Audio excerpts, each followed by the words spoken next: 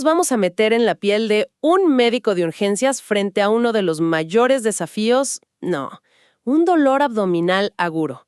Es como un misterio que hay que resolver a contrarreloj. Cada pista, cada síntoma es crucial.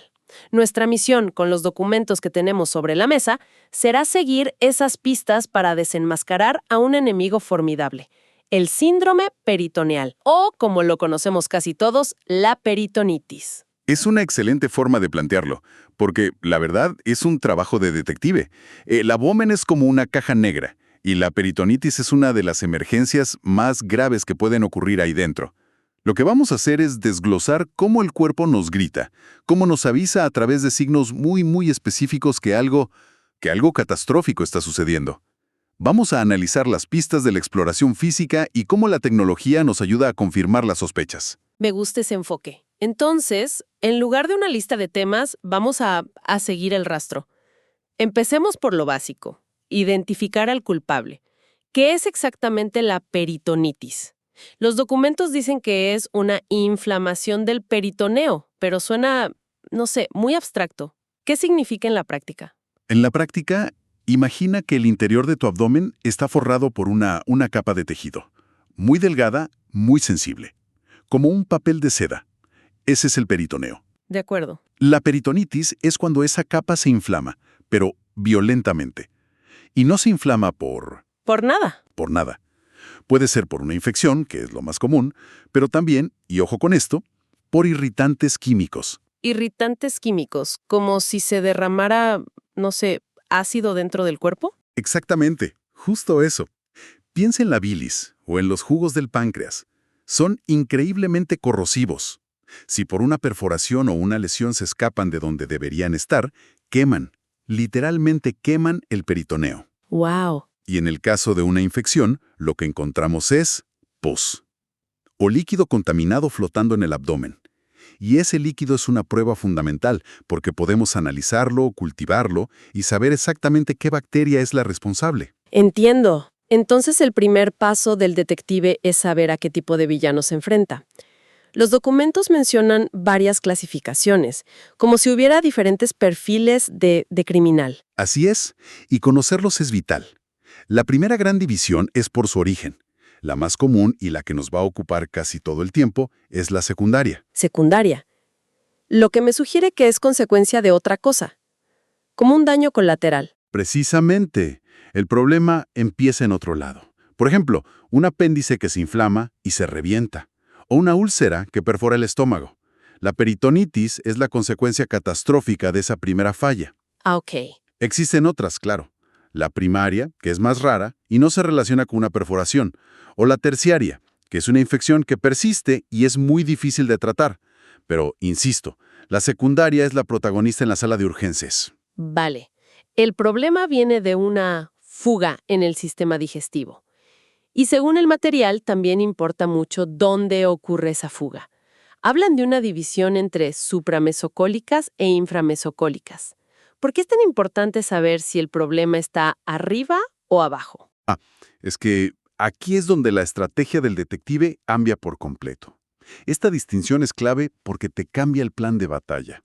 El mesocolon es una membrana que, digamos, divide el abdomen en un compartimento superior y uno inferior. Una perforación de estómago, o sea, arriba, te enfrenta a un tipo de bacterias que suelen ser más sensibles a ciertos antibióticos. ¿De acuerdo? Un enemigo más o menos conocido. Exacto. Pero una perforación de colon, abajo, bueno, eso libera un ecosistema bacteriano completamente diferente. Es mucho más agresivo, con gérmenes anaerobios y a menudo mucho más resistente a los antibióticos comunes. Claro. Saber la localización desde el principio te permite elegir el arma correcta desde el primer minuto, en lugar de disparar a ciegas. Fascinante. Es como saber si te enfrentas a un ladrón solitario o a una banda organizada. Ahora, hay una parte en los documentos que me pareció, wow, una revelación. La sección de puntos didácticos clave.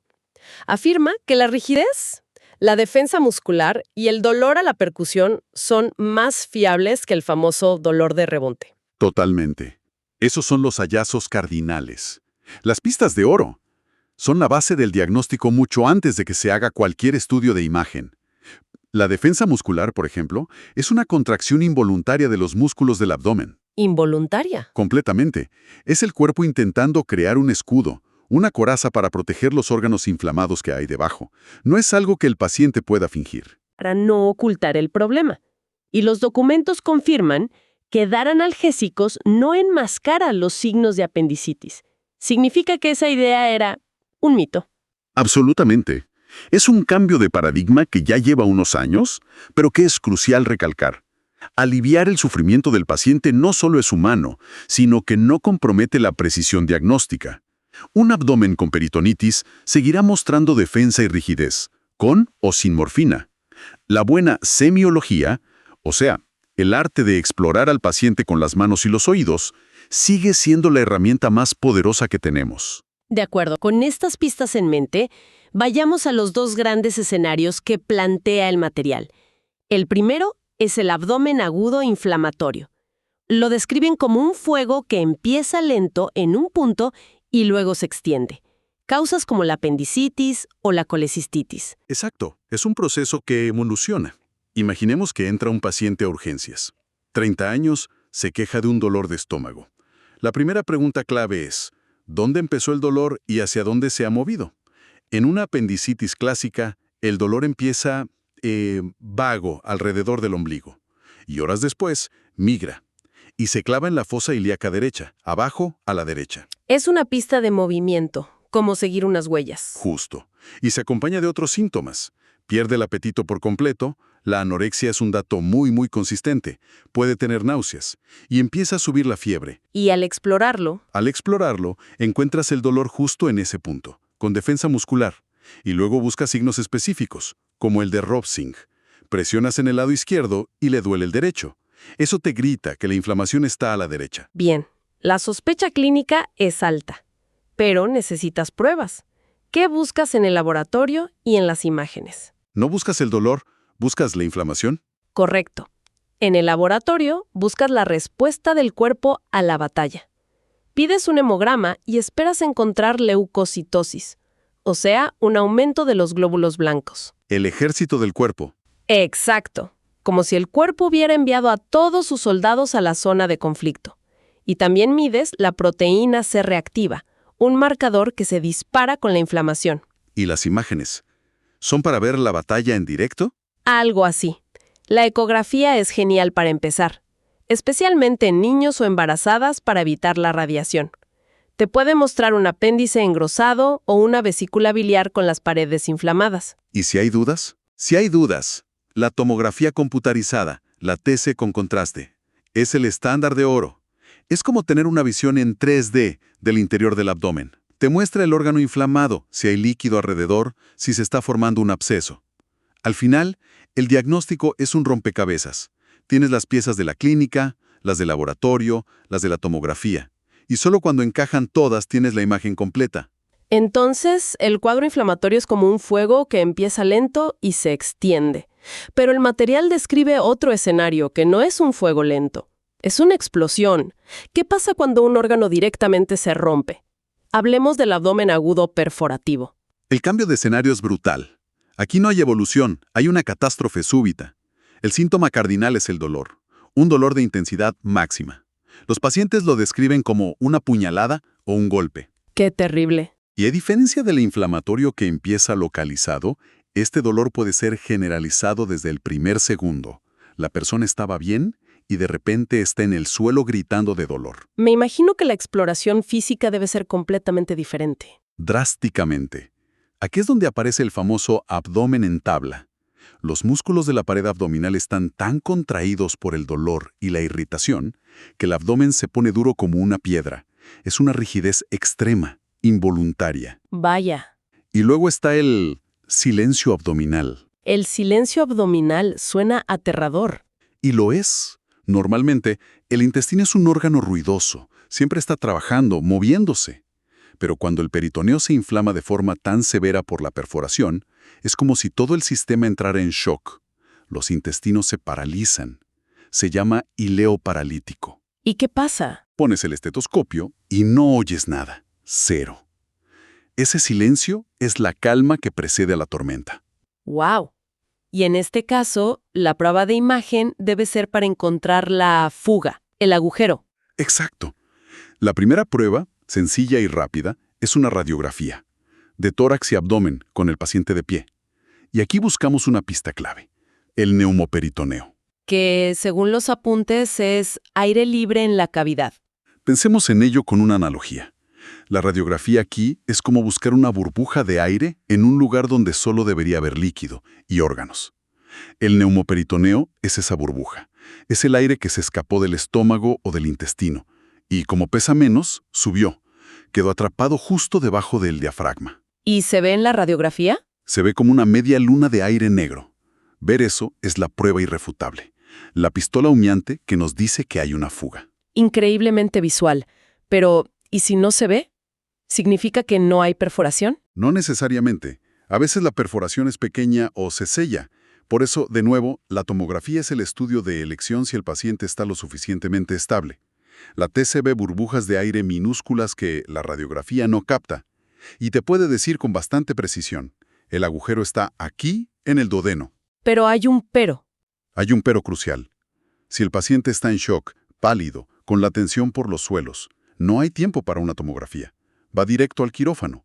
La prioridad es salvar la vida, no tener la foto perfecta del desastre. Entendido.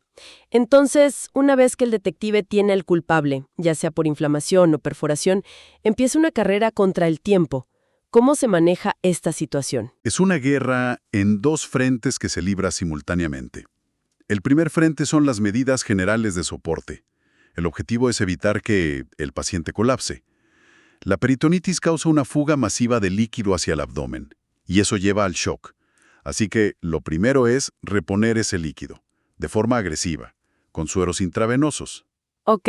Se corrige cualquier desbalance de electrolitos, se deja al paciente en ayuno absoluto y, a menudo, se coloca una sonda por la nariz hasta el estómago, ¿Para qué es la sonda? para vaciarlo y evitar vómitos. Y, por supuesto, se controla el dolor. Estabilizar al soldado antes de mandarlo a la batalla. Y el segundo frente. El ataque directo. Exacto. Ese es el frente de las medidas terapéuticas específicas y se basa en tres pilares. El primero, y se hace de inmediato, es iniciar antibióticos de amplio espectro por vena. No puedes esperar a saber qué bacteria es. Eliges antibióticos potentes que cubran a los sospechosos más habituales, los de arriba y los de abajo.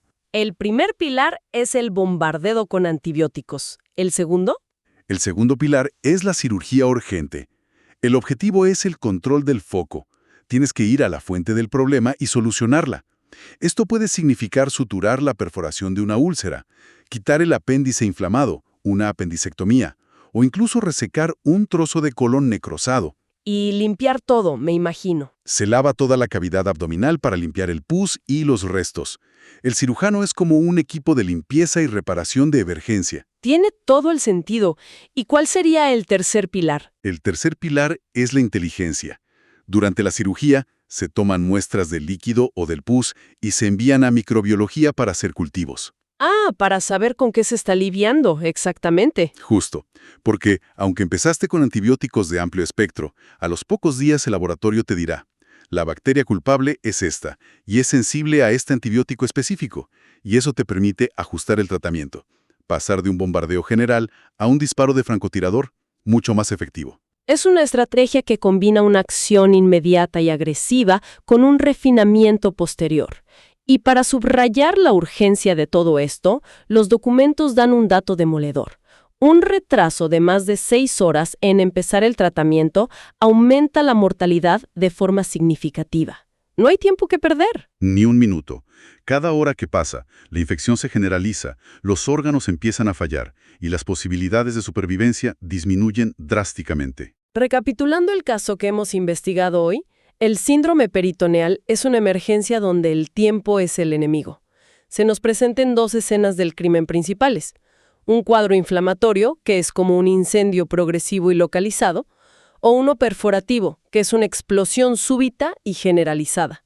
Y la clave para resolverlo, según todo lo que hemos analizado, es saber leer las pistas clínicas, usar las imágenes para confirmar y, sobre todo, actuar a una velocidad vertiginosa. Exactamente.